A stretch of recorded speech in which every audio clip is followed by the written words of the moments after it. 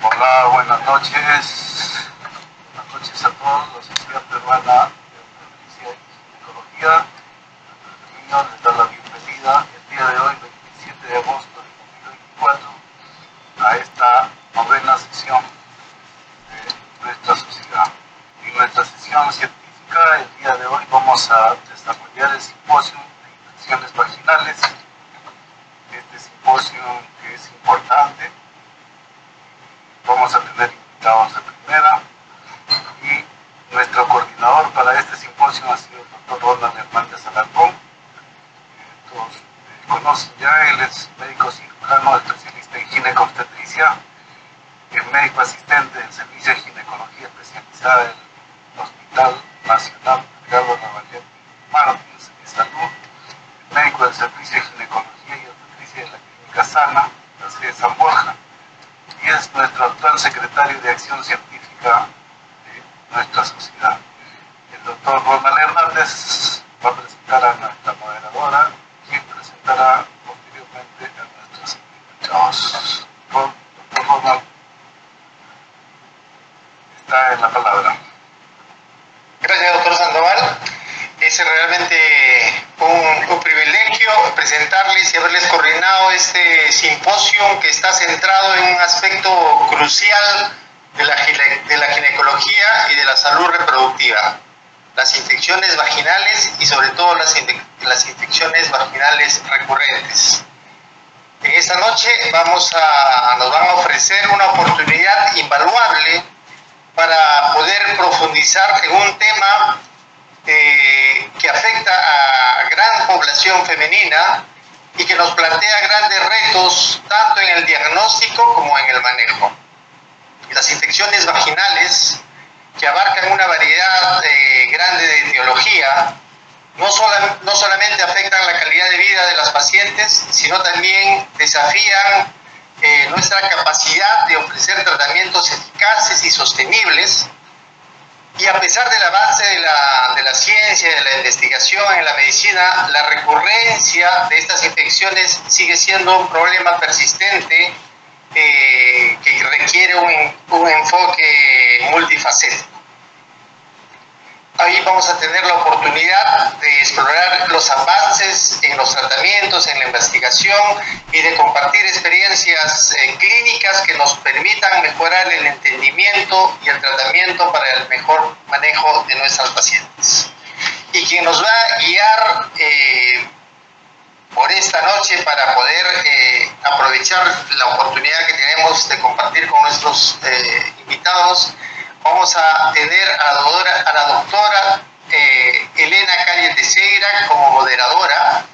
Ella es médico ginecobstetra egresada de la Facultad de San Fernando, es ginecóloga obstetra, fundadora de la Clínica San Pablo, experta latinoamericana en menopausia y climaterio, es past presidente de la Sociedad Peruana de Climaterio, expresidente de la Anemia Working Group Capítulo Perú, es académico de número de la Academia Peruana de Cirugía y es miembro de muchas sociedades científicas, entre ellas nuestra Sociedad de Ginecología Obstetricia, la FLASOM y las sociedades de climaterio y menopausia.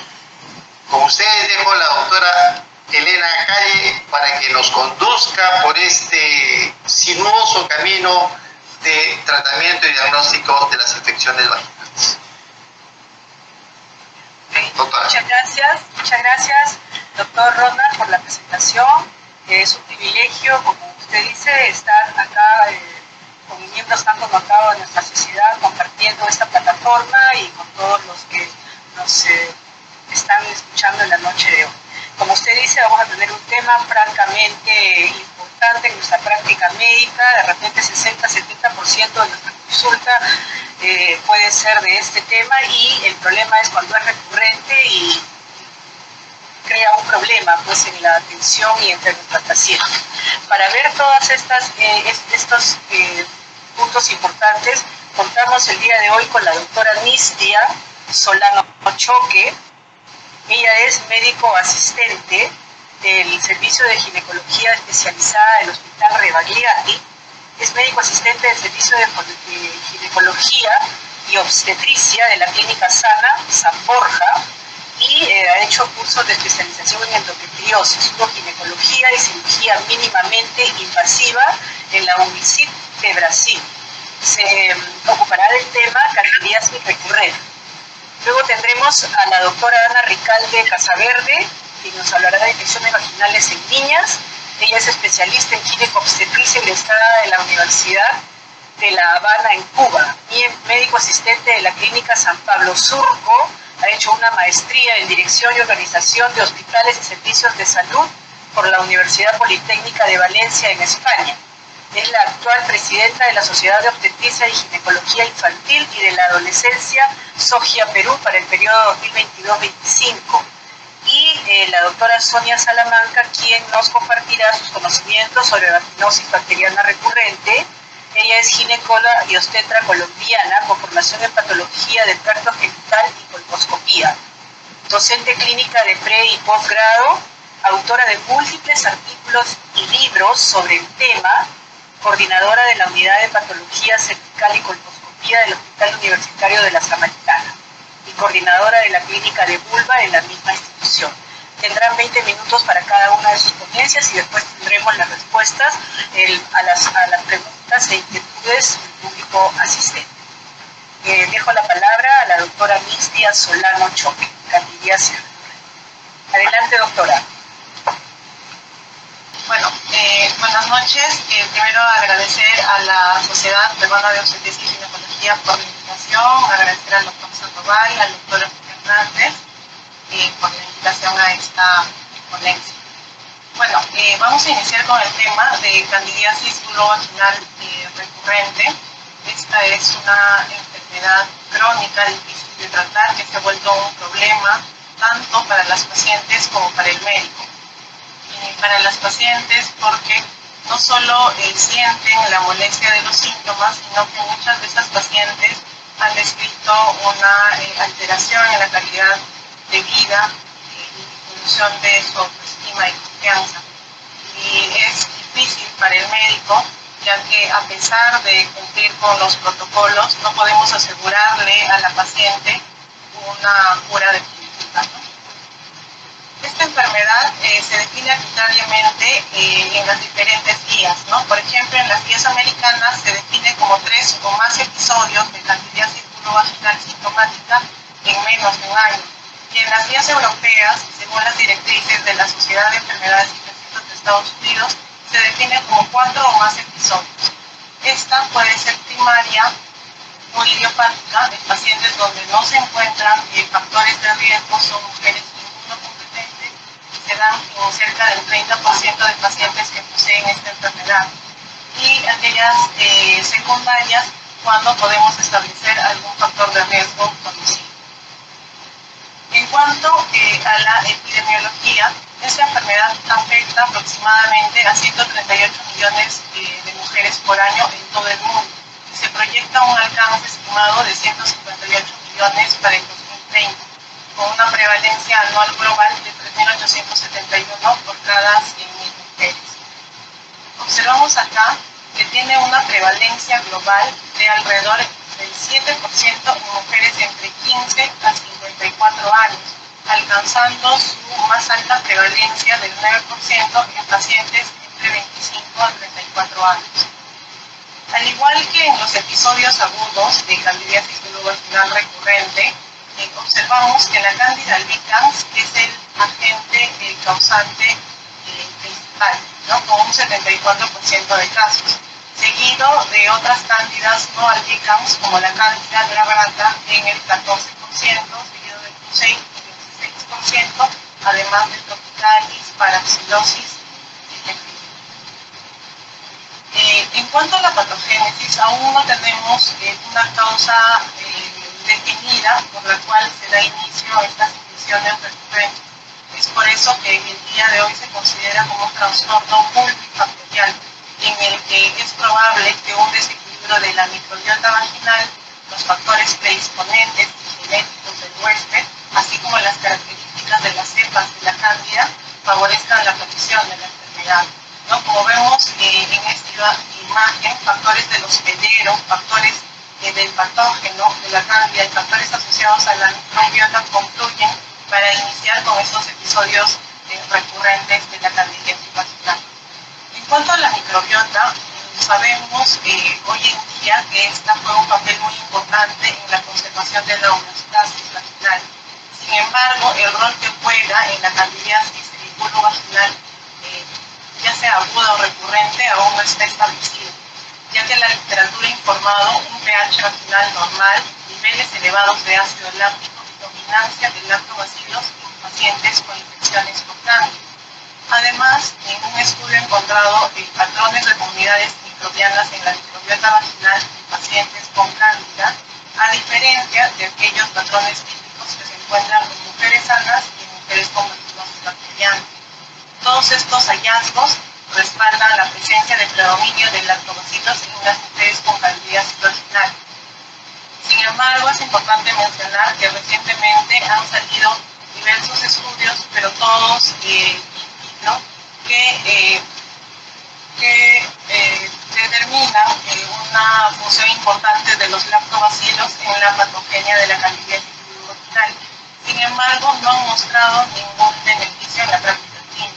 Es por eso que la conclusión al día de hoy es que la diversidad de la microbiota parece ser particularmente importante, aunque el patrón para la candidiasis vulvovaginal no está tan claro como sí lo está en la vaginosis bacteriana. En cuanto al patógeno, sabemos que la Candida albicans es un hongo diploide polimórfico que existe en tres fases biológicas. Uno de levadura cuando está en la fase comensal y fase IPAS cuando está en la fase infecciosa. Existen algunos factores que podrían, asociados al patógeno, que podrían intervenir en la patogenia, como son las especies de Candida, los factores de virulencia que posee y la variabilidad genética. En cuanto a las especies de Candida, sabemos que las especies de Candida no albicans, como la glabra y la Crusei, presentan con frecuencia resistencia a los azoles. Y esto podría ser algo determinante al inicio de la patogenia de esta enfermedad. En cuanto a los factores de virulencia, sabemos que la Candida posee múltiples factores como la producción de enzimas hidrolíticas, la producción de enzimas hidrolíticas como la candidalicina, el pasaje de levadura a IPA, su capacidad de contrarrestar la inmunidad nutricional, entre otras, ¿no? Y la más importante que se describe es la formación de biopelículas.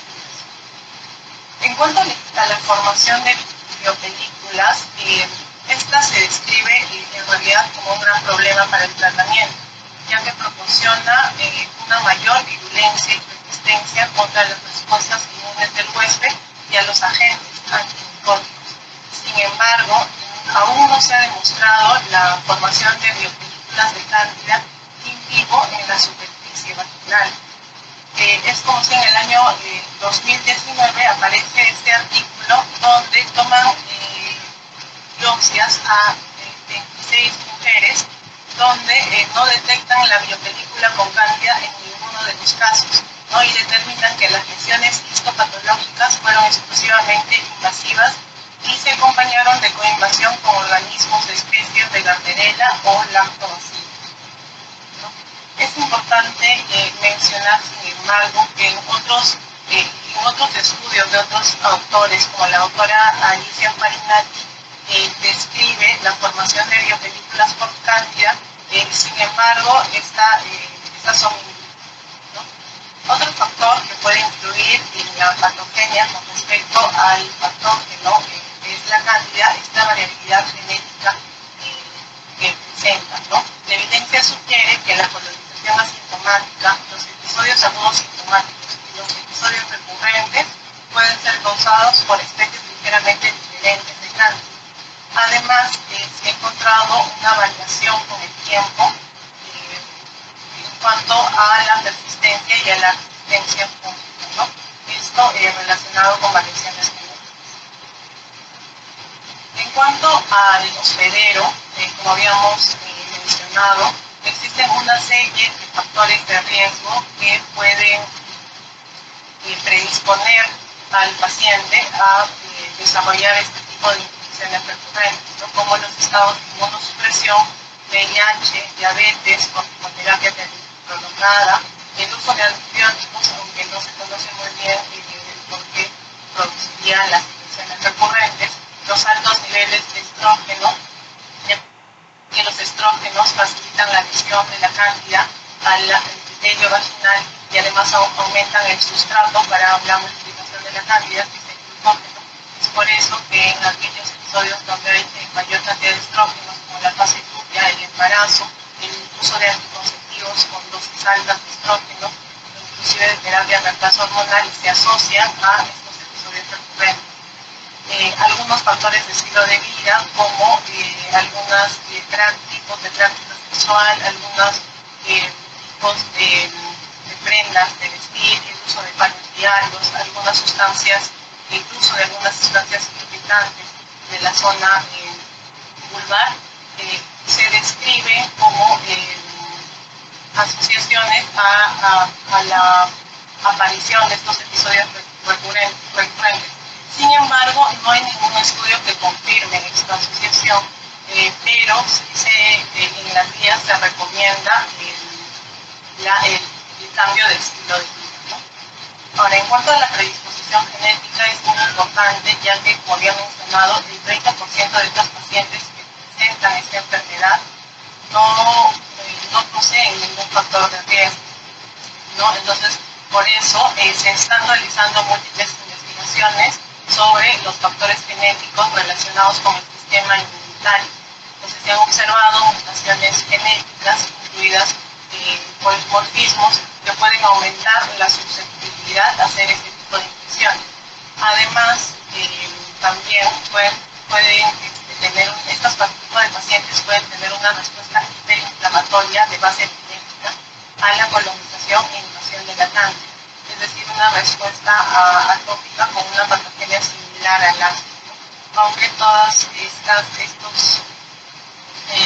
estos hallazgos todavía se encuentran en estudio. En cuanto al diagnóstico, como siempre, lo más importante es realizar una adecuada historia clínica, ¿no? En historia clínica nosotros podemos reconocer diversos factores de riesgo que podrían estar predisponiendo a la paciente a hacer este tipo de infecciones. Además, podemos tener los antecedentes de episodios anteriores, con las pruebas diagnósticas anteriores y los tratamientos que recibieron. En cuanto a los síntomas, los más comunes referidos son el prurito vulvar con el 91%, ardor, enrojecimiento, flujo vaginal anormal. En el caso de estas pacientes con candidiasis recurrente, el flujo no es el común que se describe, ¿no?, como el brumoso o el requesón. Podría presentar diferentes características, ¿no? Además tenemos dolor, disfuria, dispareunia y presencia de síntomas premenstruales. Como vemos, estos síntomas son bastante inespecíficos y en realidad podrían darnos el diagnóstico de varias enfermedades vulvovaginales, ¿no? Es por eso que debemos tener en cuenta que aunque solo el 35-40% de las mujeres se quejan, que solo el 35-40% de las mujeres que se quejan del prurito, en realidad tienen una infección por cándida. Y esto es muy importante tenerlo en cuenta para evitar el sobrediagnóstico, ¿no? Nosotros, el sobretratamiento. Nosotros debemos hacer un buen diagnóstico para determinar que el tratamiento que estamos dando es el adecuado y no estamos tratando con antifúngicos o otro tipo de enfermedades principales. En cuanto a la exploración física, como les había dicho, en estas pacientes encontramos un flujo no tan característico como lo vemos en estas imágenes, ¿no? Y más que todo se da en pacientes por cándida no albicans, ¿no? Como vemos acá, en la figura B tenemos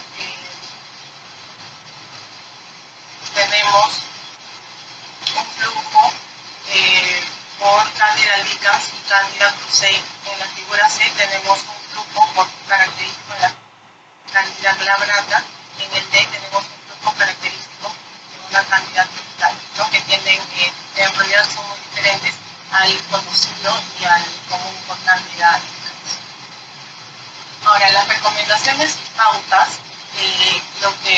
de las guías de práctica clínica, lo que indican es realizar una macroscopía, en el caso de la cantidad, variable, blanco, espeso, con grumos gruesos en algunos casos, realizar el pH, en el caso del candidiasis es un pH habitual, una prueba de aminas que es negativo, y siempre realizar una microscopía, ¿no? Encontrando las levaduras y las pseudohifas con una respuesta inflamatoria que podría o no estar presente.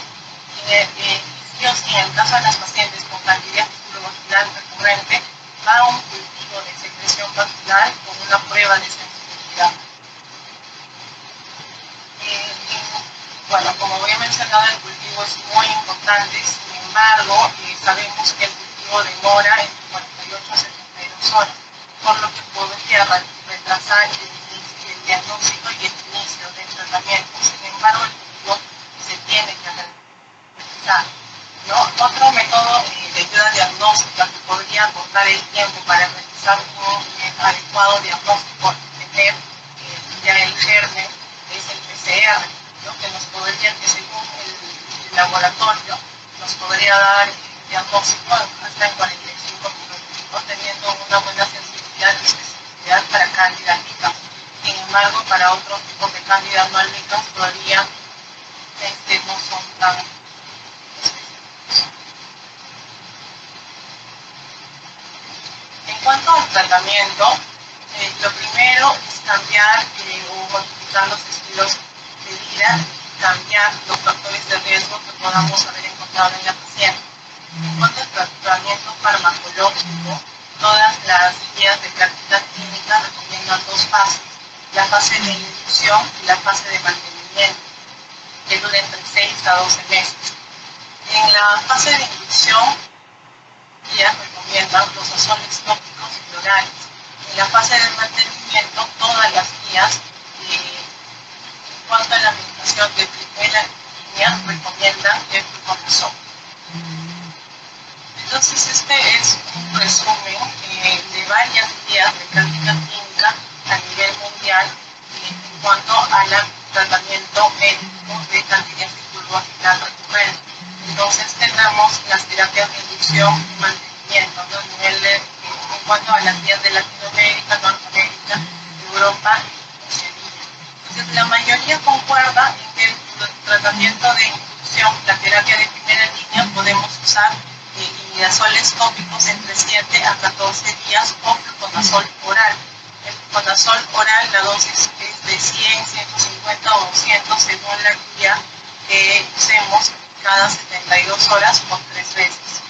En cuanto a la terapia de mantenimiento, todas las guías concuerdan en iniciar con el fluconazol oral, que puede ser 150 o 200 por 6 meses o 6 a 12 meses según la guía que indicamos.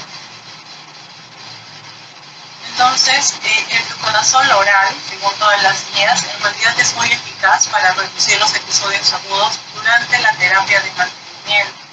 Sin embargo, la remisión a largo plazo está presente en aproximadamente solo la mitad de las pacientes.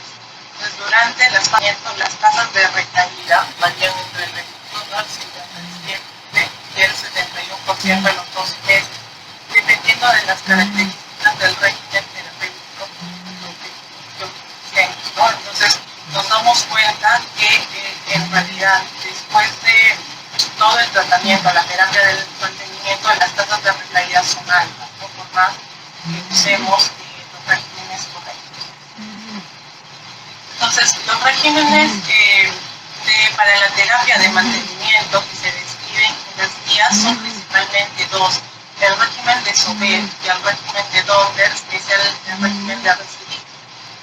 El de Sobel es de 150 miligramos de fluconazol cada semana por 6 meses, y el de Donders es 200 miligramos de fluconazol, disminuyendo la dosis por etapas hasta completar los 12 meses.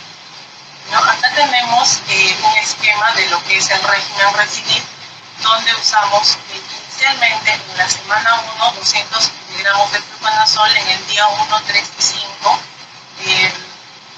después de 2 semanas realizamos una microscopía, un cultivo, evaluamos los síntomas y si todo es negativo continuamos a la segunda etapa, que es entre la semana, que es por 2 a 8 semanas con 200 miligramos de fluconazol cada semana. 2 semanas después hacemos una evaluación nuevamente de los síntomas, la microscopía y un cultivo. Si salen negativos podemos pasar a la tercera etapa, que dura entre 3 a 6 semanas, donde indicamos 200 miligramos de fluconazol cada 2 semanas. Entonces, después de 2 semanas, nuevamente hacemos una evaluación y si todo es negativo, pasamos a la cuarta etapa, que dura entre 7 a 12 meses, con una dosis de 200 miligramos de fluconazol cada mes, ¿no? Entonces, si en cada una de las etapas nosotros encontramos síntomas, microscopía positiva, cultivo positivo, volvemos a la etapa anterior o al primer paso según los antecedentes del paciente, ¿no? Entonces, al momento de, en la comparación de estos dos regímenes, el porcentaje libre de enfermedad a los 12 meses con el régimen de SOBET es el 42.9%, con el régimen de Donner de Amoxicilina del 77%, ¿no? Vemos que hay un porcentaje mayor en las pacientes libres de enfermedad a los 12 meses con el régimen de. Además, como son tratamientos largos, lo que nosotros debemos buscar es la adherencia en la paciente. Con el régimen de Donner, la muestra que hubo un 72% de adherencia de las pacientes de mantenimiento del tratamiento. En cuanto a la cándida albicans resistente a los azoles, todavía los casos son muy raros, ¿no? A pesar de que nosotros tenemos años de prescripción indiscriminada de estos medicamentos, ya sea por varios tratamientos o por automedicación, se describen menos del 5% de los medicamentos obtenidos en los cultivos en pacientes con carcinoma colorectal recurrente, con mayor frecuencia en pacientes con mieloma. Muy importante para un tratamiento adecuado, lo vuelvo a mencionar, es obtener cultivos cifrados de sensibilidad antes de iniciar. Entonces, cuando nosotros encontremos en el cultivo de secreción vaginal una resistencia a los azoles, primero debemos saber si hay una resistencia cruzada o no. Si no hay resistencia cruzada, podemos iniciar un tratamiento, ya sea disminución y mantenimiento con letrozol. Ahora, si hay resistencia cruzada, tenemos dos opciones, ¿no? Ya sea la nistatina y el ácido bórico. Estos 3 tratamientos alcanzan también una tasa de pacientes libres de enfermedad a los 12 meses entre 30 a 60%. ¿Qué pasa con las cándidas no albicans? Que este tipo de cándida es en la mayoría resistente a agentes azólicos, tanto orales como tópicos. Por lo que como primera opción vamos a usar el ácido bórico o la nistatina. Entonces tenemos acá que en las guías de práctica clínica, ya sea a las candidiasis recurrentes causadas por cándidas no albicans y a las cándidas no albicans y las resistentes al fluconazol, tenemos como el tratamiento de primera línea el ácido bórico y la nistatina. Sin embargo, hay que tener en cuenta con el uso del ácido bórico que la Agencia Europea de Sustancias Químicas emitió una advertencia contra la aplicación del ácido bórico, ya que no hay datos suficientes sobre el posible deterioro de la fertilidad y puede ser embriotóxico durante el embarazo. En realidad no hay muchos estudios que sigan a larga data a las pacientes, ¿no? Con el ácido bórico.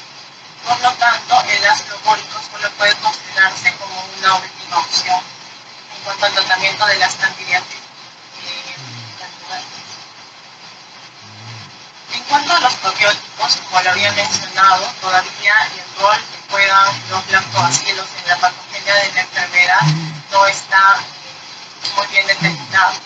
Inclusive hay dos revisiones en el 2013 y en el 2019 sobre los efectos de los probióticos en las candidiasis de obesidad recurrente, que han resaltado que hay evidencia escasa y de baja calidad, ¿no? Por lo que los probióticos parecen ser beneficiosos en la prevención de la candidiasis, pero aún la evidencia es limitada, por lo que el tratamiento con probióticos todavía no está incluida en ninguna guía de práctica.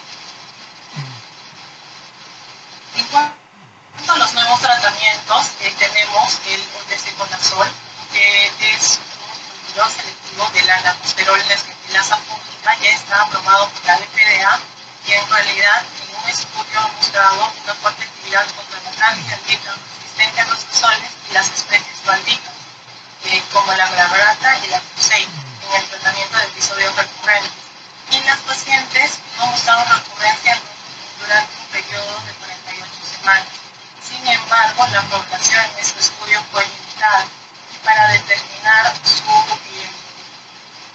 verdadero efecto en las pacientes con candidiasis recurrente necesitamos todavía más estudios.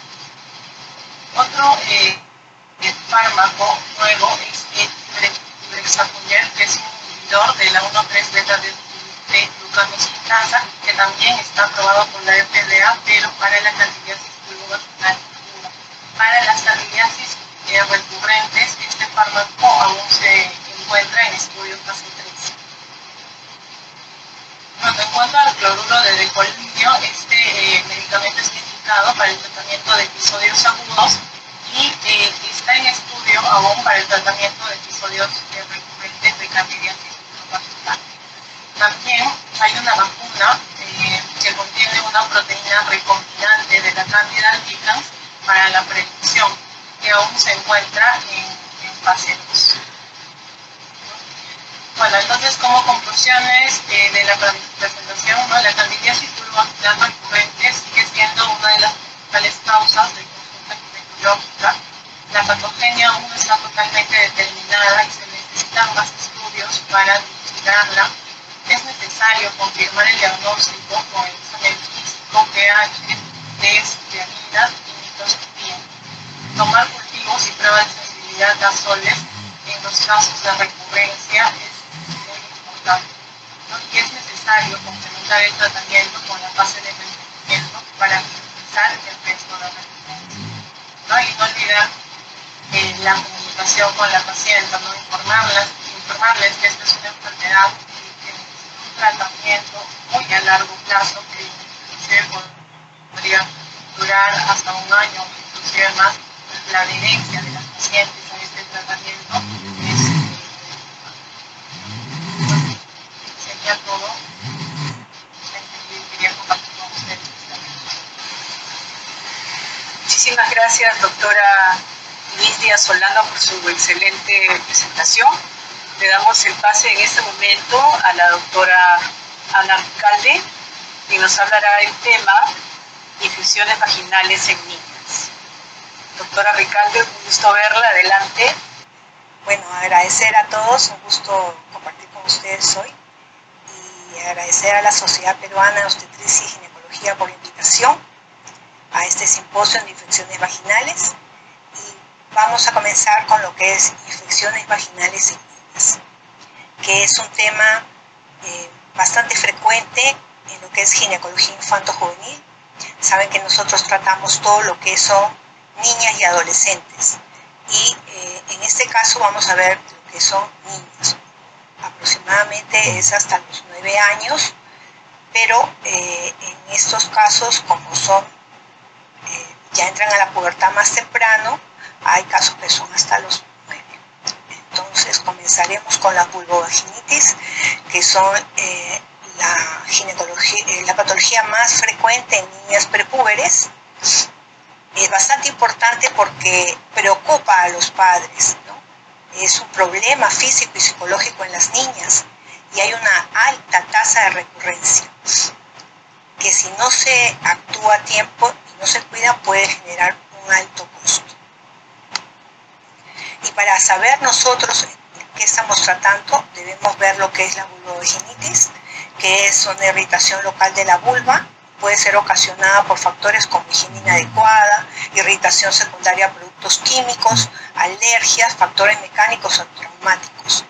Y la vaginitis, que es el eritema, inflamación de la mucosa y que está asociado a un flujo vaginal. La vulvovaginitis es toda la vulva y la vagina están inflamadas y este es el problema más frecuente en niñas prepubertales. ¿Qué pasa? ¿Por qué es que en estas niñas es que vemos estos cambios? Es que hay factores predisponentes en ellas que son los fisiológicos, anatómicos y de comportamiento. O sea, los fisiológicos son aquellos que nos van a dar el cambio que hay en la niña. No es lo mismo una adulta que una niña. Y sabemos que en las recién nacidas, cuando nosotros vemos una recién nacida o un niño, una neonata, vamos a ver esta imagen que son labios más edematosos, de repente que tienen una leucorrea fisiológica, y esto es debido a los estrógenos que pasan a través de la madre a la niña y que están en su organismo. Esto va a hacer que tenga ciertos flora, ¿no?, que corresponde a flora entérica y muchas veces de la piel, y hay que tener cuidado que en el momento del parto, a través cuando pasa por el canal del parto, puede también contaminarse con otros gérmenes que podrían ser clamidia, podría ser hasta una comilomas, ¿no?, VPH. Entonces hay que tener cuidado. Igual esto solamente sucede hasta que más o menos la niña comienza a metabolizar estos estrógenos de su organismo y comienza a bajar los niveles de estrógenos en la vagina y van a tener entonces un epitelio más delgado, neutro. Esto lo van a tener hasta el inicio de la pubertad. ¿Esto qué genera? Genera que la mucosa va a estar, primero que como tiene bajos niveles de estrógenos, se va a producir menos glucógeno. Esto nos va a dar una mucosa vaginal más fina, los niveles bajos de glucógeno, y se va a elevar el pH, que va a ser neutro o hasta alcalino en una vagina de una niña. Y la microbiota va a ser diversa. Como dijimos, como no tenemos los bacilos los lactobacilos, entonces esa microbiota va a ser rica en otros gérmenes que son como la microbiota vaginal normal en la infancia, es una flora mixta, y de dominio entérico, como nódulo entérico y de piel, son los que circunda a la vulva. Entonces vamos a tener anaerobios negativos, vamos a tener anaerobios gram positivos, vamos a tener también gram positivos como estafilococos y los cocos gram negativos. Sin embargo, va a haber baja frecuencia de lactobacilos, carineas vaginales y Mycoplasma ovoides y levaduras. O sea, es completamente diferente a la vagina de una mujer que estamos nosotros, la microbiota que estamos acostumbrados en la ginecología. La de la niña es diferente y por tanto está más expuesta a patógenos y también a cambios. Entonces, estos factores fisiológicos, anatómicos, como vamos a ver también, la cercanía del ano con la vagina, la ausencia del vello púbico, la poca cantidad de grasa en los labios mayores. Este ya es una vagina de una niña. Los labios menores pequeños, la piel vulvar delgada y la ausencia relativa del lactobacilo es lo que permite la colonización bacteriana, ¿no? Y también la exposición de la vagina y vulva a agentes infecciosos e irritantes. Los factores conductuales que tiene la niña, usualmente la forma que proceden los niños a esa edad. O sea, están con un autoconocimiento y exploración del cuerpo y se ven muchas veces la introducción de cuerpos extraños en vagina, que los padres lo ignoran algunas veces, y solamente se dan cuenta cuando comienza la leucorrea, el mal olor, la falta de higiene de las manos posterior a defecar, al jugar o al toser o estornudar. No se lavan las manos y ahí pueden venir las infecciones, que ya veremos de dónde, ¿no? Los malos hábitos miccionales, como no limpiarse o hacerlo en dirección contraria, ¿saben? En vez de hacerlo, lo hacen de atrás para adelante, y eso contamina. Y miccionar con las piernas juntas. Todas son las condiciones que hacen que aparezca una vulvovaginitis en estas pacientes. ¿Y qué clase de vulvovaginitis tenemos? Las inespecíficas, aquellas en las que, como hemos visto, no se va a poder aislar ningún agente infeccioso. Estos casos se ven en un 75% de las pacientes prepúberes. Esas son las pacientes entre los 2 y los 7 años, por lo general, y son las que acuden a la consulta. Hay vulvovaginitis específicas en los casos que sí tenemos un agente bacteriano, y ese es el 25%. ¿Qué agentes son los que están más, los microorganismos que vemos asociados a esto, de las enfermedades del tracto respiratorio o los gastrointestinales? ¿No? Como ya hemos visto, cuando estornudan, cuando van a defecar y no se lavan las manos, o sea, falta de higiene. Entonces, las causas más frecuentes de la vulvovaginitis y vulvovaginitis en las niñas son las dermatitis, las vulvovaginitis infecciosas inespecíficas y las específicas, la dermatomicosis y otras, ¿no? Como vemos acá, en las dermatitis vamos a ver que muchas veces hay un límite, ¿no? O sea, están en límite las dermatitis atópicas con las infecciones inespecíficas. O sea, prácticamente podríamos decir que es lo mismo, son los agentes que pueden irritar esta zona, que comienzan a dar una vulvitis y luego una vulvovaginitis. En la flora de la piel están los estafilococos, en las respiratorias los estreptococos, los hemófilos influenza. No olvidar también la Shigella y la E. coli. Ya vamos a ver cómo es que dan sus cuadros, y las enterobiasis vermiculares, que son bastante comunes, que son los que dan más escozor nocturno, y que muchas veces uno no lo sabe y ve que corren del ano hacia la vagina. Cuando encontramos infecciones de transmisión sexual, hay que sospechar en abuso sexual. El líquen escleroso, el eczema y la psoriasis son poco frecuentes, y lo que sí vamos a ver aquí son cuerpos extraños, muchas veces bolitas de papel higiénico, pequeños clips, o sea, eso es lo que pasa. El 75% de las vulvovaginitis en niñas son inespecíficas. Esto es justamente por los factores predisponentes que hemos visto. Dentro de las vulvovaginitis infecciosas, las más frecuentes, como hemos visto, son las bacterias respiratorias y las bacterias entéricas. Dentro de las respiratorias tenemos el estreptococo hemolítico del grupo A, tenemos el Staphylococcus aureus, el Haemophilus influenza.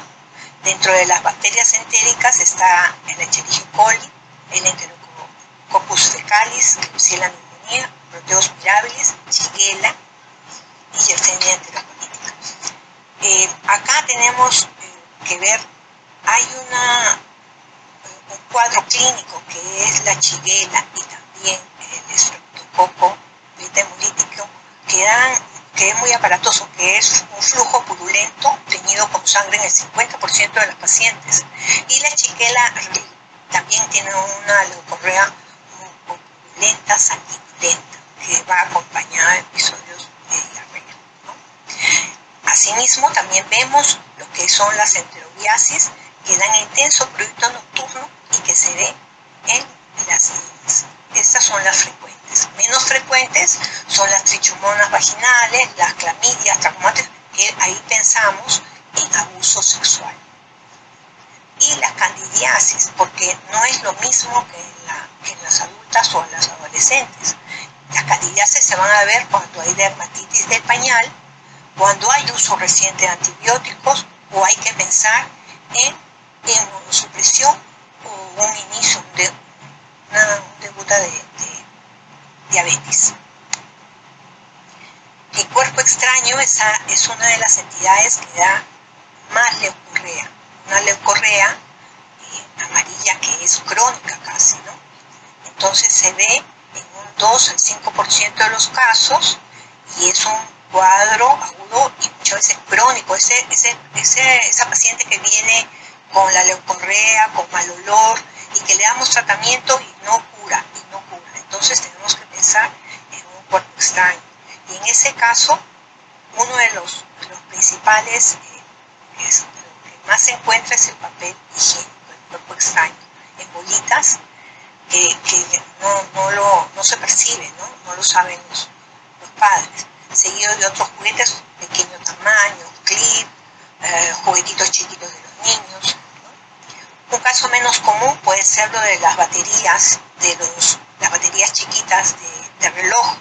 Esas baterías muchas veces las entran en la vagina y sí pueden tener unas quemaduras químicas y en este caso actuar de urgencia. Estos cuerpos extraños pueden dar complicaciones, ¿no? Y la idea es la detección temprana, pues si no, podrían dar una estenosis vaginal, una fístula vesicovaginal, la formación de abscesos y hasta obstrucción uretral.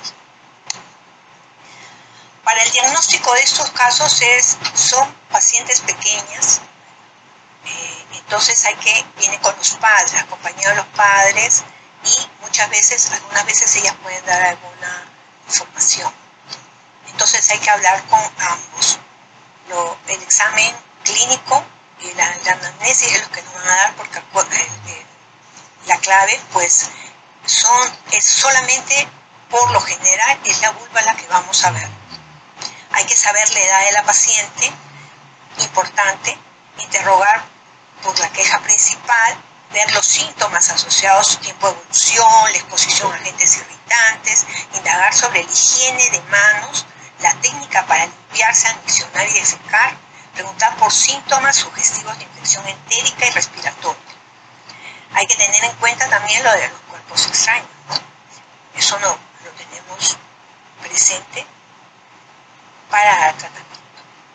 Entonces, la clínica flujovaginal o sangrado en la ropa interior o pañales, rascado excesivo por parte de la niña, cambios locales en la piel o la vulva, van a tener lo mismo que es la secreción, el prurito, el eritema y el dolor, ¿no? Y, importante, nuevamente ya hago lo que es el cuerpo extraño.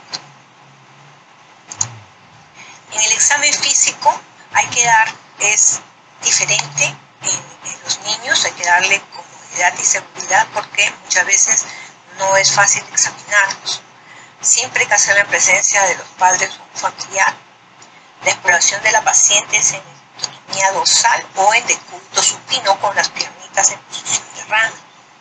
Cuando queremos ver algún cuerpo extraño, podemos tomar algunas posiciones como posición rodillas-pecho para poder ver mejor los 2/3 de la vagina, o también tomar los labios en forma de carne. Hay que determinar las medidas antropométricas de los niños y el estallaje de Turner, buscando un signo de pubertad precoz, porque muchas veces pensamos que es una leucorrea por otra causa y resulta por una vulvogenitis y resulta que es simplemente una leucorrea fisiológica porque ya tiene una pubertad precoz. Se debe descartar la posibilidad también de abuso sexual cuando las historias son incongruentes entre los padres y el paciente, ¿no? Y también se ven lesiones que son específicos de este tema. En el examen físico, lo que nos va a dar más luces va a ser las estructuras externas. Entonces, hay que valorar la piel, ausencia o presencia del flujo vaginal y sus características, la apariencia del INE y valorar estigmas de trauma. Acuérdense que acá espéculo y bimanual no se realizan en niñas. Para los exámenes auxiliares, normalmente lo que se hace es tomar un cultivo de secreción vaginal. No enseguida. Los cultivos se hacen después de haber hecho el tratamiento que es solamente con higiene. El cultivo se hace pues como cuando ya es recidivante, ¿no? El cultivo de secreción vaginal se usa un hisopo adecuado, tiene que ser un hisopo muy chiquitito, porque los padres hay que enseñarles, hay que decirles qué es lo que se va a hacer, informarles, porque viene muy temeroso pensando que le va a pasar a los niños, por eso las niñas son muy chiquitas. Entonces hay que explicarle el procedimiento que se va a hacer. Se debe humedecer el hisopo antes de tomar la muestra.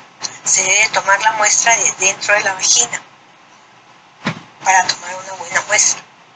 Lo otro es que se tome en la mañana y que se traslade en condiciones adecuadas. Porque acuérdense que nosotros sola esa vez el examen. Se hace también test de Graham de ser necesario y un examen parasitológico seriado.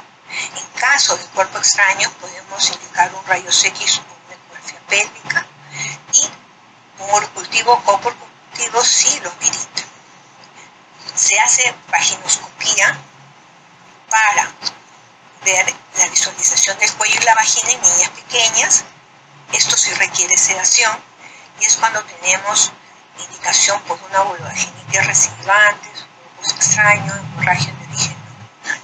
Se hace como diagnóstico y también para extraer los grupos extraños, ¿no? Asimismo, quiero enseñarles acá una vulvovaginitis por Shigella, que si ustedes lo ven a simple vista pareciera, lo podemos confundir con un abuso sexual, ¿verdad? Se observa lesiones específicas, vagina, himen, vestibular y perineal. Pues es una Shigella. La Shigella tiene estas características, ¿no?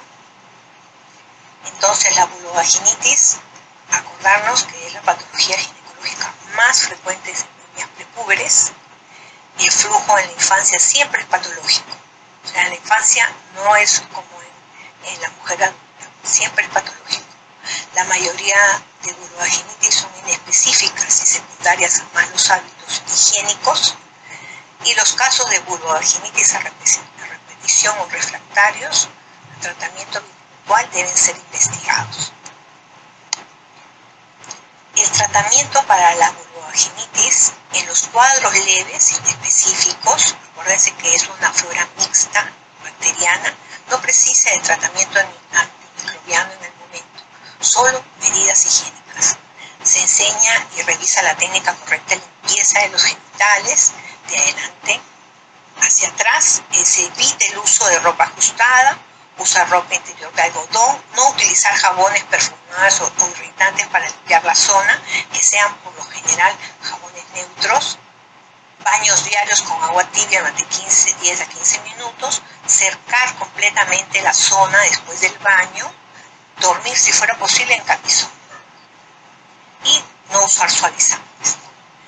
Dentro de las específicas, las vulvovaginitis específicas, se le da dependiendo al agente que sea. Si es una flora de piel, pues usará ampicilina, amoxicilina, citromicina en las dosis adecuadas para los niños, y en la flora respiratoria la amoxicilina 25. Acuérdense que acá todo es por kilogramo de peso para los niños.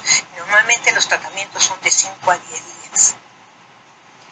En los gastrointestinales, la E. coli, se usa la citromicina, y en la Shigella se puede usar la trimetoprim sulfamethoxazol, ampicilina o acitromicina.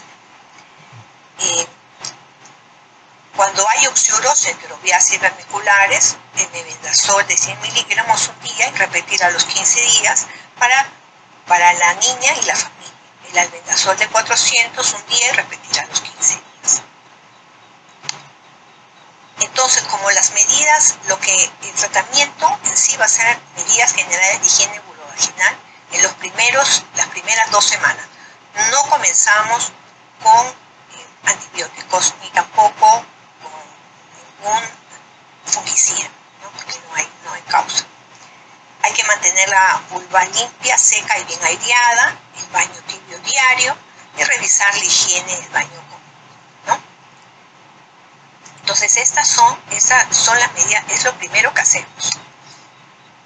En el Hospital del Niño hemos hecho usamos este tratamiento para gérmenes anaeróbicos, metronidazol de 30 miligramos kilogramos día cada 8 o 10 días, gran negativo, ciprofloxacina de 15 a 20 miligramos kilogramo día cada 12 por 10 días.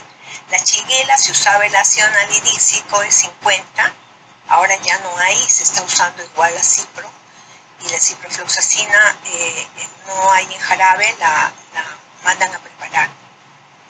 Y en polvo, y el Hemophilus clorafenicol de 50 miligramos por kilogramo por día, 10 días. La Gardnerella immunococcus metronidazol de 30 miligramos kilogramo por día.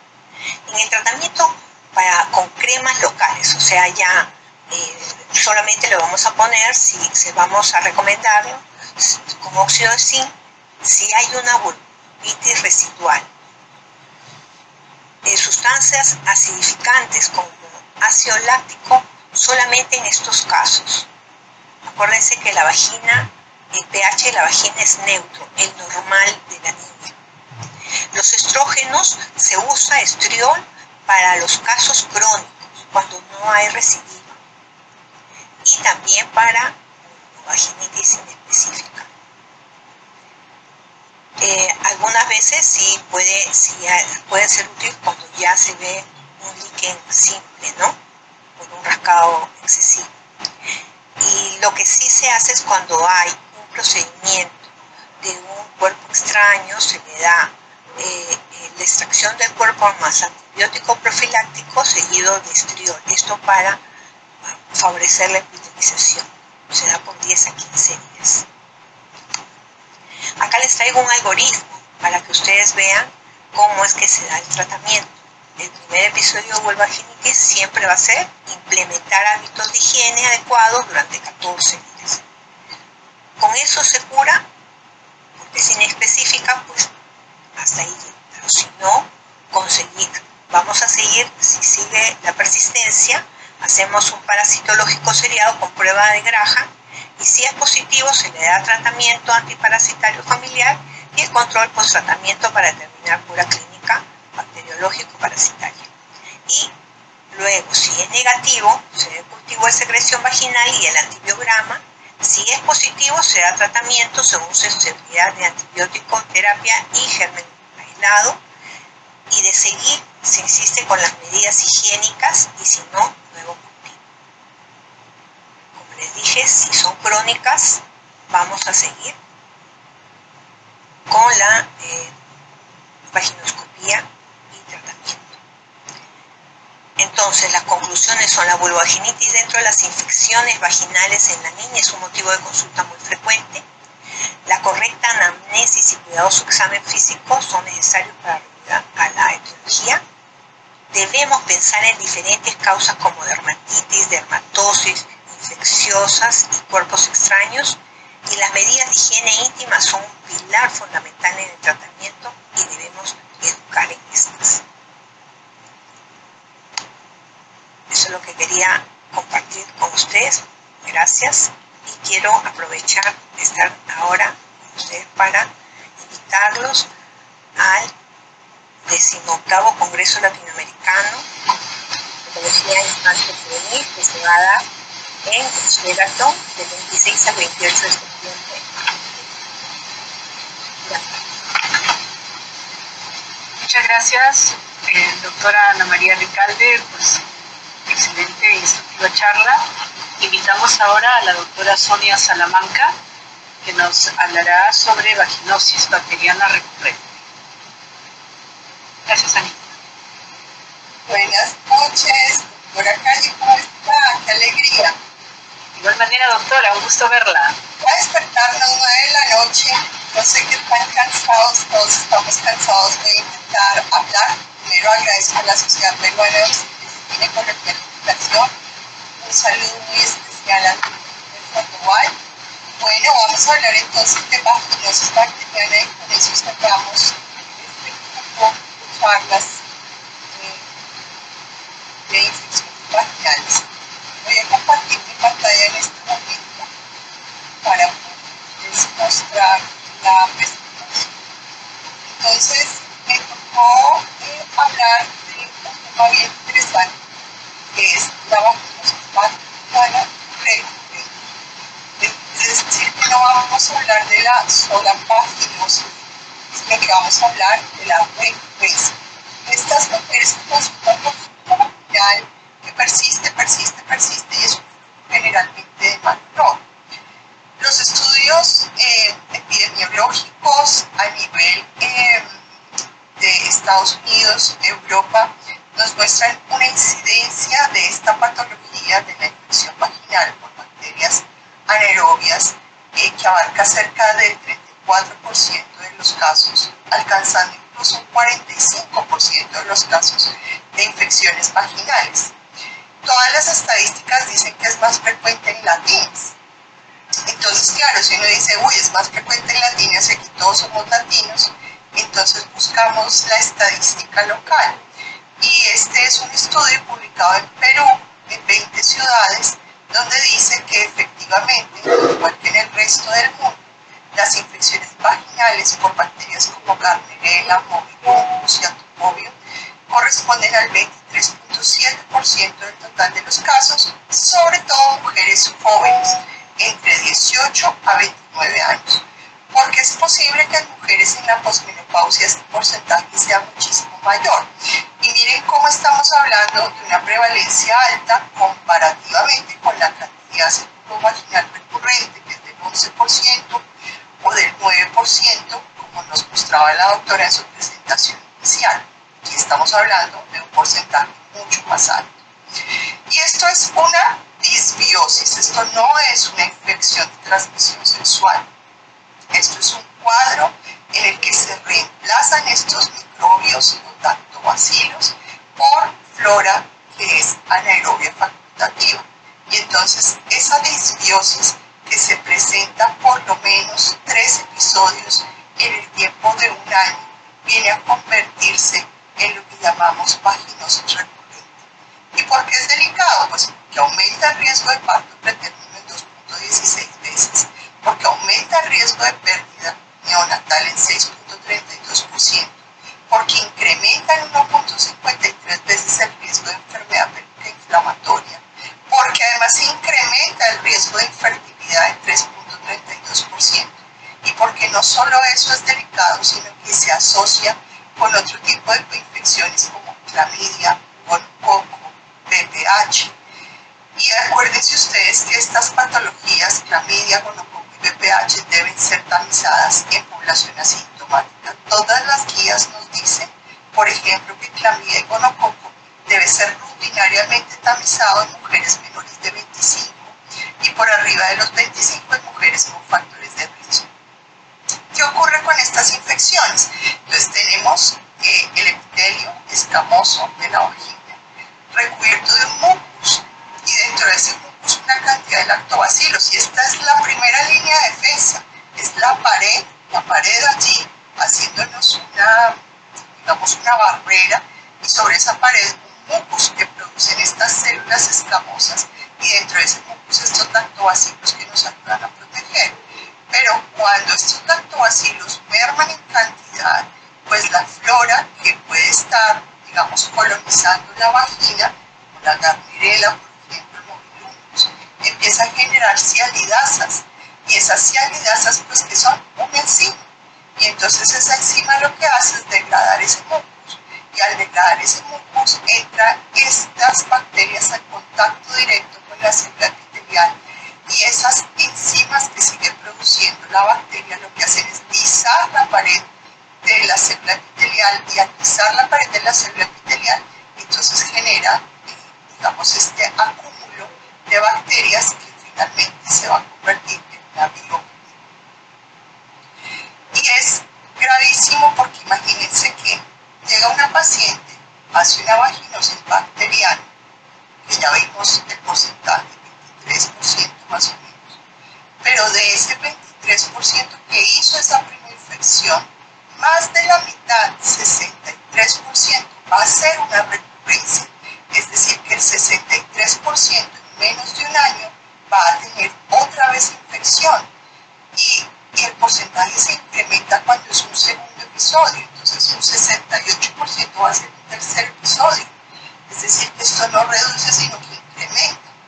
Y al parecer esa recurrencia está asociada a una pobre respuesta del huésped, a una falla en la recolonización de los lactobacillus.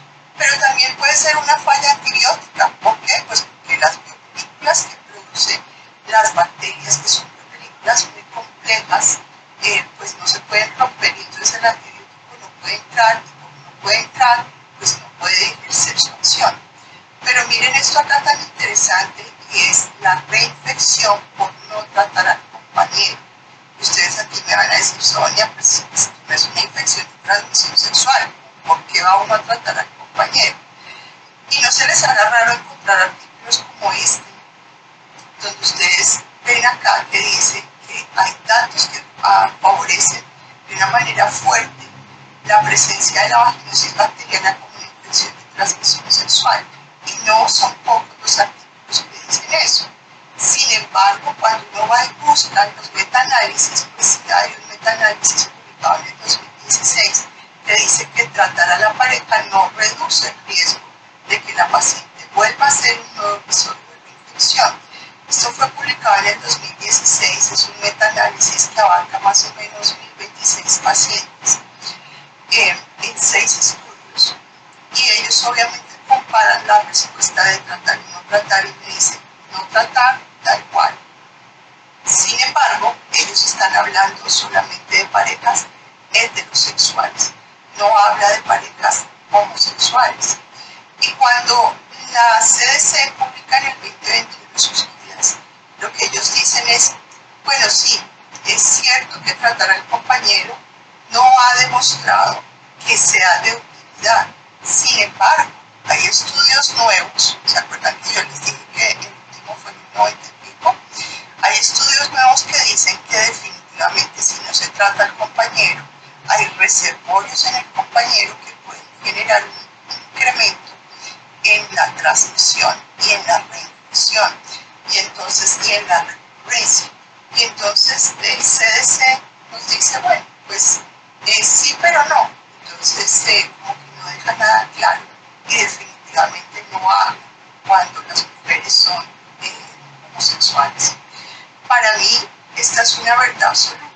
Es una disbiosis, sí, pero es una disbiosis en la que se aconseja tratar a la pareja.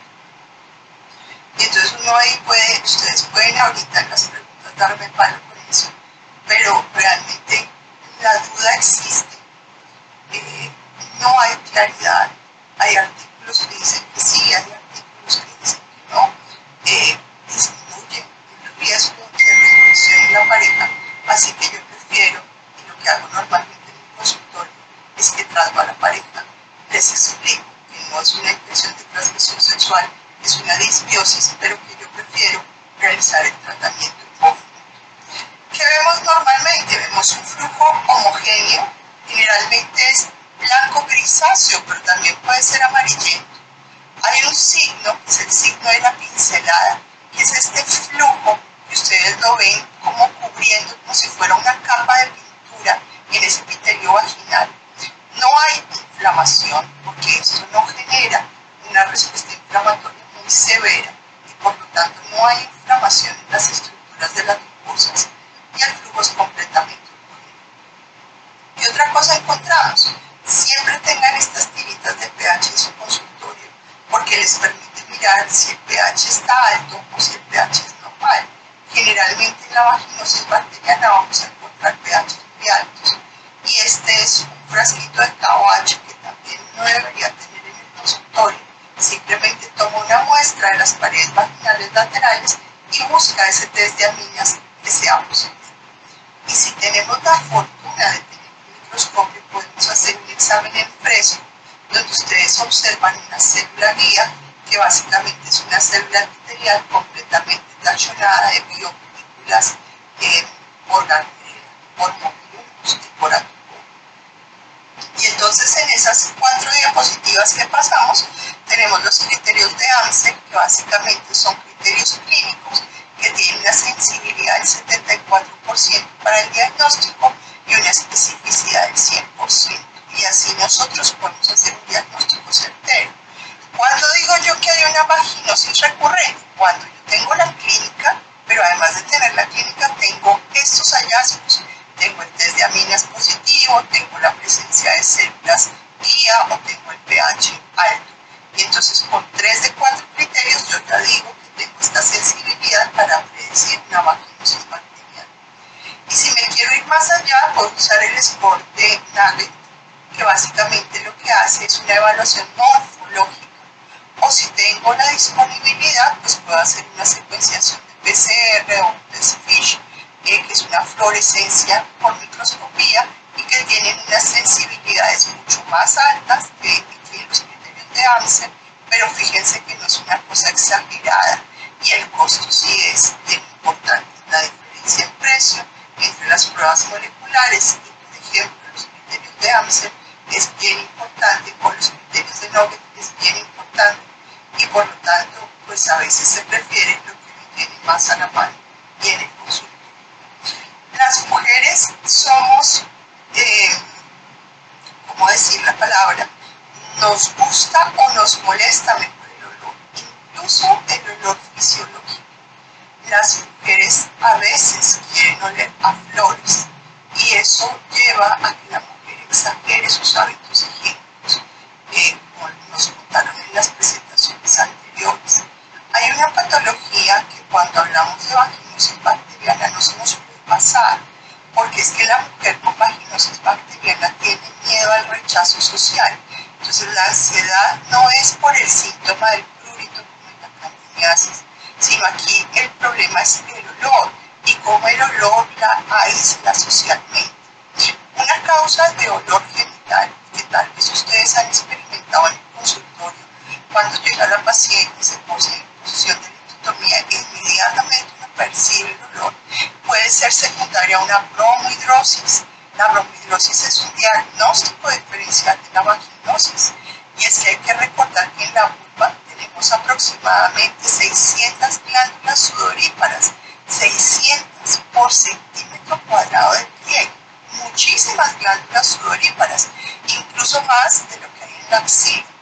Y estas glándulas sudoríparas producen agua, producen cloruro de sodio, producen urea, ácido úrico, amoníaco y producen lípidos.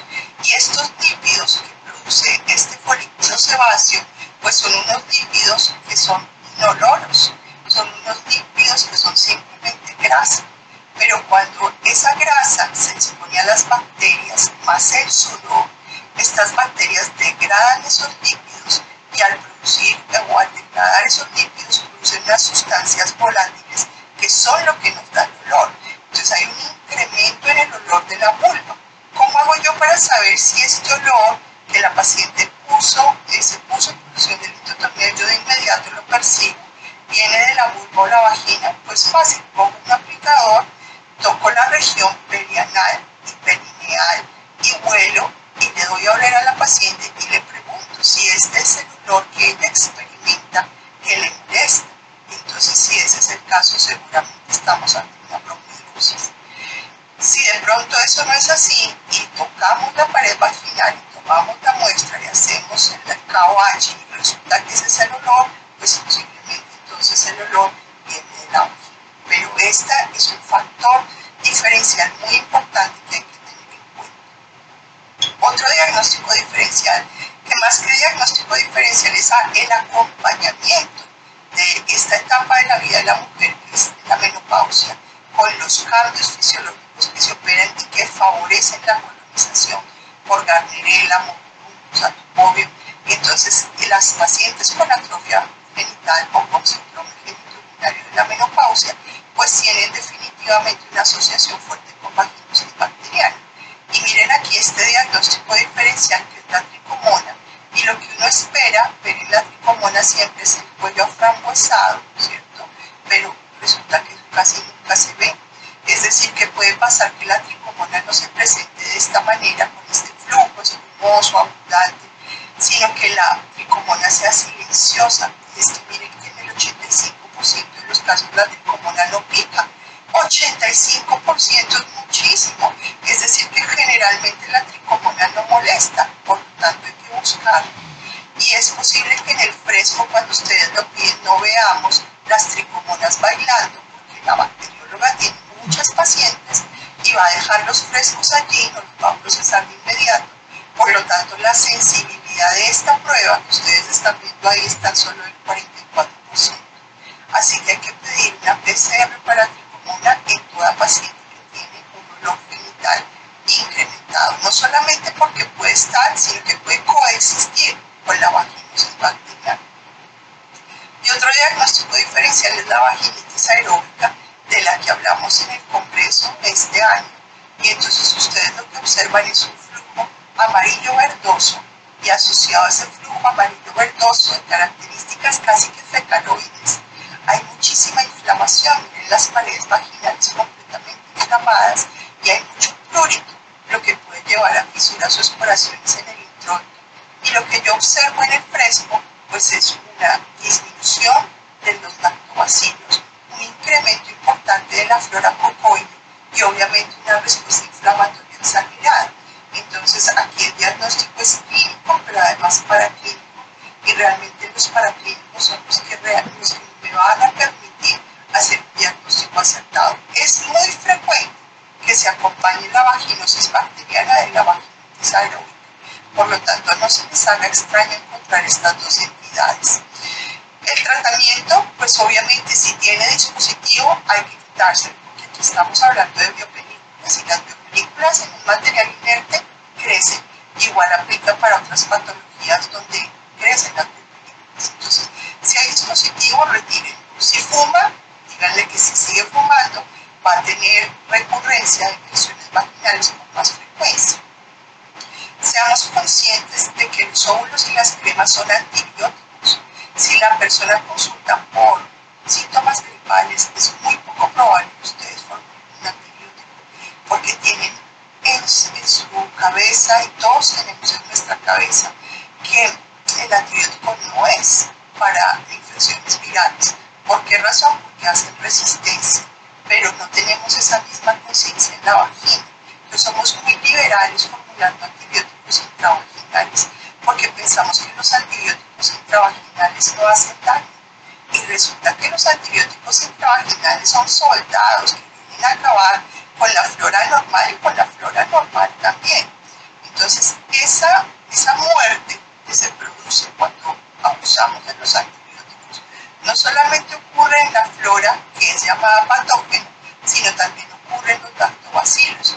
Y estos lactobacilos, que son nuestros parceros, nuestros amigos, que nos ayudan a interferir con el crecimiento bacteriano, a antagonizar estas bacterias, produciendo ácido láctico, que mantiene la acidez vaginal, pero no solo eso, sino que reduce la respuesta inflamatoria, que produce las bacteriocinas, que es estas enzimas que le hacen hueco a las bacterias para perforarlas, producen peróxido de hidrógeno. Entonces, si uno tiene eso presente, es más cauto y más medido con los antibióticos. ¿Qué utilizamos? Aquí estamos hablando de anaerobios facultativos, por lo tanto, es ideal el uso del metronidazol. 750 miligramos vaginal 2 veces por semana, por 3 meses. O 2 gramos vía oral mensual, más fluconazol, y así lo expone la guía. Y además de eso, tratar al compañero. Para mí la respuesta es sí. Van a encontrar en todo lado que sí, pero no. Y esto es en los casos de eventos agudos. Entonces, para los eventos crónicos, ¿qué hacemos? Lo que hacemos es dar metronidazol, 2 gramos vía oral, más fluconazol, una vez al mes. Y si es intravaginal, 2 veces por semana por 3 meses. Pero si es un cuadro agudo, pues las alternativas que nosotros ya conocemos, el metronidazol oral o intravaginal, la clindamicina intravaginal, el timidazol, el cloruro de cualinio, que ustedes lo tienen allí, y aquí está como en las diferentes guías están los diferentes esquemas. La mayoría de las veces se prefiere el metronidazol por vía oral por 5 a 7 días, 500 miligramos, una vez cada 12 horas. ¿Y los probióticos se dan? Pues sí, yo creo que sí. Los probióticos, digamos que existen ya congresos internacionales de probióticos y de prebióticos. La Organización Mundial de Gastroenterología ya tiene unas guías de probióticos y presentados en febrero del año pasado. El probiótico básicamente es un microorganismo vivo que se da en las cantidades adecuadas y que resulta benéfico para la salud del huésped. Cuando uno formula un probiótico no puede decirle a la señora vaya al estante y coja lo primero que encuentre, sino que uno tiene que formularle el género. Entonces yo quiero formular un lactobacilo, quiero formular un bifidobacterium, ¿qué quiero formular? Tengo que decir además la especie, quiero un lactobacillus rhamnosus o un lactobacillus reuteri, pero no solo eso, sino que el probiótico que yo formule debe tener una designación internacional de cepas. ¿Y cuál es la idea? ¿Que los probióticos colonicen? No, la respuesta es no, porque estos probióticos no se adhieren al epitelio. Este epitelio que perdió su mucus no va a hacer que estos lactobacilos se adhieran. ¿Pero cómo actúa? Pues compitiendo. Si aquí hay glucógeno, no permite que la cándida se coma el glucógeno, no permite que las bacterias anaerobias se metabolicen ese glucógeno, sino que se lo comen ellos, los lactobacilos. Y una vez se comen el probiótico, el glucógeno, pues que empieza a producir peróxido de hidrógeno, empieza a producir ácido láctico y de esa manera se acidifica la vagina. Y además de eso, ¿qué hace? Modula la respuesta inflamatoria. Lamentablemente los probióticos dependen de la capacidad de tiempo su cruce de ser ético y no necesariamente la persona que los produce es ético. Miren, este es un comunicado de la FDA que dice que este probiótico no cumple con las especificaciones y que por lo tanto debe ser suprimida su venta en Estados Unidos. Adivinen dónde lo venden, Mercado Libre. Entonces se mete uno a Mercado Libre del país de uno y allí está un probiótico que fue prohibido su comercialización en Estados Unidos. Por lo tanto, nosotros sí debemos saber de probióticos y debemos saber cómo formularlos, porque no solamente es el tipo, el género, la especie, sino que también los probióticos, como son vivos, pues tienen una fecha de caducidad. Si están muy cerca a la caducidad, es posible que lo que tenía inicialmente ese frasco en cantidad de probióticos, 50 millones, 120 millones, al momento en el que yo lo voy a consumir tenga menos de 5 o 10 millones, porque se han muerto. Y lo otro que es muy importante es que el ser humano consume un alimento que es un prebiótico y que me va a ayudar a que ese probiótico que yo le estoy administrando pueda crecer. Los probióticos tienen muchísimos estudios en infecciones vaginales recurrentes por Gardnerelli, ¿cierto? Y básicamente han demostrado que reducen el riesgo de cáncer de cuello uterino. ¿Por qué? Porque lo que estos probióticos hacen es reducir la capacidad de estas células HeLa, que son llamadas así en honor a Henrietta Lawrence, que es una paciente con cáncer de cuello en Estados Unidos. De ella sacaron las células, las cultivaron, las reproducen y lo que hacen básicamente con esas células es frenar su replicación, es decir, parar su replicación. Y esta es Henrietta Lawrence. Y lo que los probióticos hacen entonces es reducir no solamente la respuesta inflamatoria, sino mejorar los scores de Nugget, mejora la respuesta y las tasas de curación de la vaginosis bacteriana, reduce el pH vaginal, mejora la respuesta inflamatoria local y obviamente mejora la composición vaginal. Pero miren que los lactobacilos, si queremos un resultado, depende de una cepa, ¿cierto? Depende de un género y depende de lo que yo le esté formulando. Entonces, si yo quiero reducir la respuesta inflamatoria, pues entonces le doy un lactobacillus brevis. Si al contrario yo quiero mejorar la composición vaginal, le doy un lactobacillus rhamnosus o un lactobacillus reuteri. ¿Y qué más le puedo dar? Simbióticos. ¿Qué son los simbióticos? Pues es una mezcla de prebióticos y probióticos.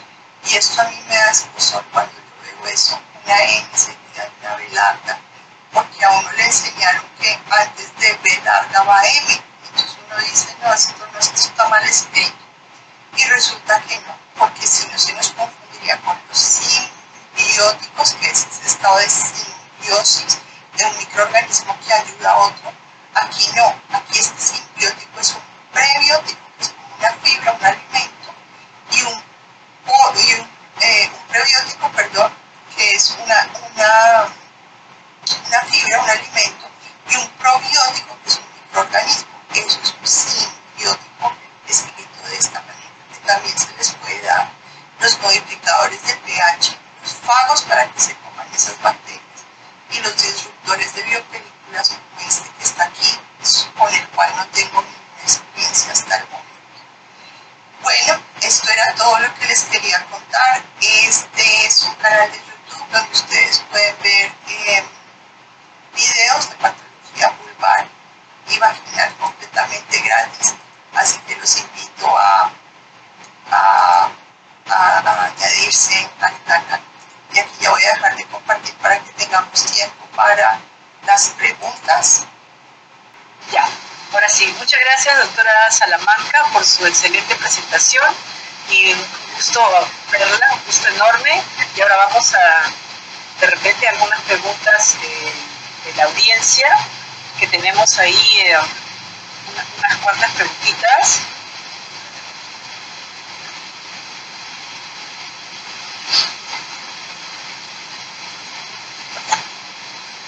Pregunta, por ejemplo, el doctor Cienfuegos, en las candidiasis recurrentes que son resistentes a los azoles, ¿qué otros medicamentos pueden usarse?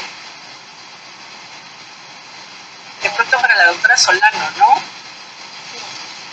Las candidiasis recurrentes que son resistentes a los azoles, como había mencionado, tendríamos que ver si hay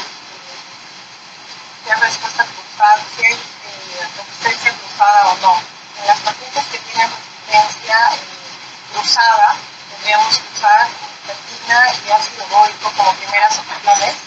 Y en los que no hay resistencia cruzada, podríamos intentar como primera opción con ultraconsumos, tanto en la terapia de inducción como mantenimiento. Gracias, doctora. La otra pregunta era, ¿dónde mandar preparar, doctora Ana María, la ciprofloxacina vía oral? Bueno, mira, eso en el Hospital del Niño lo mandan a preparar la ciprofloxacina oral en sobrecitos. Ahí mismo lo mandamos en otro laboratorio y yo creo que dándole, se mandará en la especificación. Es de 25. Es que lo mandamos por kilogramo de peso. Son 25 miligramos por kilogramo de peso al día.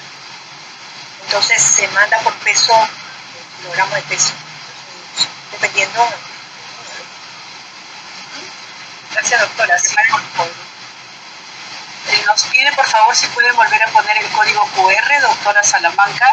Y mientras vamos viendo una pregunta del doctor de la Cruz, si hay algún comentario sobre las otras vaginitis, PID, citolítica, atrófica, pueden coexistir como la vaginosis y la vaginitis aeróbica, como lo dijo doctora Salamanca. ¿La pregunta? Si pudiera haber algún otro comentario, haber un comentario sobre las otras vaginitis, PID, citolítica, atrófica, si pueden coexistir estas como la vaginosis y la vaginitis aeróbica, como dijo. Sí, definitivamente sí. Es muy interesante cómo empezamos a hablar de tipos de infecciones que no son tan típicas. Cuando yo me formé en ginecología solo conocíamos nosotros en el hospital vaginosis bacteriana y vaginitis candidiasis. Y seguramente que ni siquiera manejamos la resistencia adecuadamente. Cada vez conocemos más del estado de eubiosis y del estado de disbiosis, de esa ruptura del ecosistema y de que la flora patógena crece y la flora que, digamos, que se mantiene buena, la cual crece. Definitivamente sí coexisten, o sea, las infecciones generalmente son mixtas, no hay infecciones por uso de importantes que se cuidan la candidiasis de grupo vaginal recurrente. Las biopelículas, digamos, están formadas por miles de microbios distintos no es un solo tipo de actividad, sino que son múltiples hongos, bacterias, todos coexisten.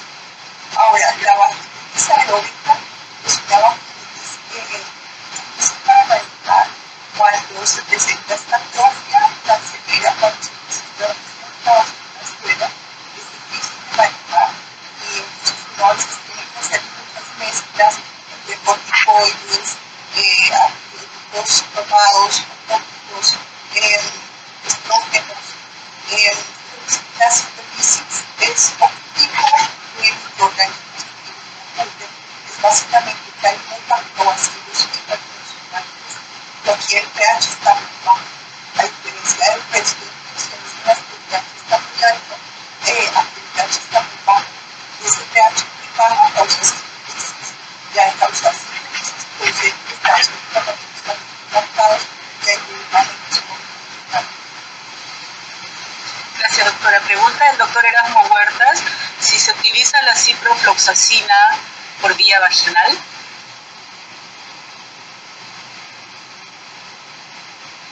Doctora Recalde, si se utiliza la ciprofloxacina por vía vaginal. Vía vaginal en niñas no usamos. Correcto. Niños no usamos, solamente es oral lo que mandamos. Parece que cuando he explicado que era en polvo, parece que han pensado, es para que tomen, porque las niñas no toman las pastillas. No hay pastillas para niños en esa dosificación tan baja. Me parece que ha sido eso lo que han pensado. Preguntan si hay algún jabón probiótico que se recomiende. ¿Para niñas? No, para niñas en general. Jabón probiótico. No, probiótico no, son jabones neutros en los niños. Porque acuérdense que ellos no tienen lactobacilos a menos que sea necesario y sea residuante, pero no vamos a alterar la flora de la vagina de una niña. Su pH es neutro. Solamente si es una vaginitis residuante, entonces en ese caso sí se usa. Si es una vulvitis o una... Sí, doctora Salamanca, diga. Los jabones, digamos que son las sustancias químicas y surfactantes. Entonces es poco probable que los jabones tengan probióticos. Hoy en día ustedes van a encontrar cremas tópicas o encontrar jabones que dicen que tienen prebióticos. Los prebióticos son como el alimento de los probióticos. Entonces les echan un poquito de azúcar a estas sustancias químicas, estos jabones, y les echan un poquito de cualquier grasita o cualquier azúcar y ya dicen que tienen prebióticos. Los jabones con prebióticos. Los jabones en general alteran de una manera importante el ecosistema genital, por lo tanto es verdad que Preguntan también si en candidiasis recurrente es de utilidad la combinación de secnidazol con itraconazol. En realidad, no está recomendado usar componentes mixtos, ¿no? De bacterias fúngicos, ¿no? Hay algunos estudios de la doctora Farinati donde ella probó la clindamicina para romper la barrera de la película. Entonces, bueno, quizás ahí con la clindamicina, ella usando la clindamicina y un antifúngico podría dar algún tratamiento combinado, ¿no? Con el objetivo de romper las películas, ¿no? Pero no tendríamos que estar en un tratamiento combinado, sino más bien en un diagnóstico diferencial, ¿no? La vida de la... Preguntan también si, siendo el PBH agente causal del cáncer de cervix, está más ligado a la vaginosis bacteriana que a la cándida, o hay que considerar a los dos. Está más ligado a la vaginosis bacteriana, la disbiosis y la progresión. Lo que ocurre en estos casos es que, como se rompe esa barrera metabólica por las células de la vaginitis, llega con más probabilidad cuando más importante de las células epiteliales y de esa manera favorece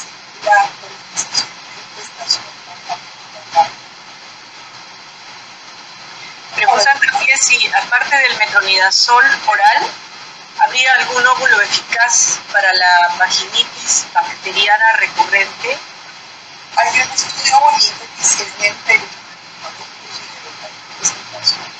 Es un estudio que compara la dosis de 500 miligramos de metronidazol vaginal versus la crema de 0.75%, que es la que aparece en las listas de la selección. Cuando yo miro qué concentración real de metronidazol tiene la gente, 0.75, me doy cuenta que tiene tan 0.5 miligramos. Eso es una dosis muy baja, por lo tanto es que en Estados Unidos las tasas de recurrencia son tan altas comparativamente con nosotros que usamos de 500 miligramos cada vez. Entonces tenemos menos recurrencia. Ahora, un metronidazol aplicado tiene un problema, es que inicia la proliferación hormonal. Entonces se usaba de manera corta, esta elástica, sí o sí. La otra, el tema es que vamos a usar la clindamicina, pero la clindamicina es una técnica de alto espectro, le pega a la mente, le pega a los niños, por lo tanto la resistencia bacteriana a la aplicación más alta. Yo preferiría el manejo oral, aunque está muy en las bacterias. Gracias. La penúltima pregunta, de repente ya por la hora, ¿qué opinan respecto al uso del ácido bórico en las vaginitis agudas? No, en las vaginitis agudas no es tan indicado el uso de ácido bórico, ¿no? Entonces, el ácido bórico tiene indicaciones limitadas, ¿no? Y es las candidiasis, inclusive en las candidiasis recurrentes de primer inicio tampoco es una indicación. Entonces es más que todo en las candidiasis recurrentes donde haya comprobado la resistencia a los azoles, quizás en aquellas candidas no aplican, ¿no? Pero no es de uso inicial en ningún caso. Gracias. Y la última pregunta, ¿cómo influye la microbiota teniana en la evolución de las recurrencias de las infecciones vaginales? ¿Y qué opinan de los marcadores de microbiota con ARN bacteriano? En mi caso, pues en el tema que a mí me corresponde, hay estudios que dicen que hay colonización por la la movilidad a nivel glande, de supo a la reproducción. Y que esa colonización no trata de nivel favorece la reproducción. Pero hay estudios que no, hay estudios que no. Entonces, yo prefiero definitivamente así de durante tratar de tratar de estas situaciones a los hombres para menos riesgo de reproducción. Y en cuanto a la técnica de enfermedad musulmán, sí se hace en vaginitis bacteriana, pero con unas posibilidades, una sensibilidad de las sensibilidades 100%, las sensibilidades 100%, pero unos costos de laboratorio muy. Entonces no sé si sea útil realizarlo de manera rutinal, teniendo a la mano ejemplos de ANSI, de que dan un resultado muy rápido y lo podemos hacer con autoridad. Muy bien, muchas gracias, doctoras. Cedo la palabra al doctor Ronald Hernández y les agradezco infinitamente su presencia. Muchas gracias. Doctor Hernández.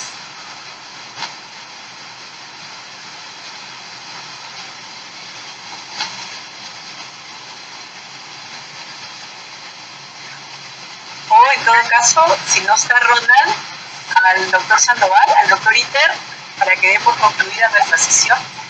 Gracias. Bueno, a nombre de la Sociedad de Vaginitis Peruana,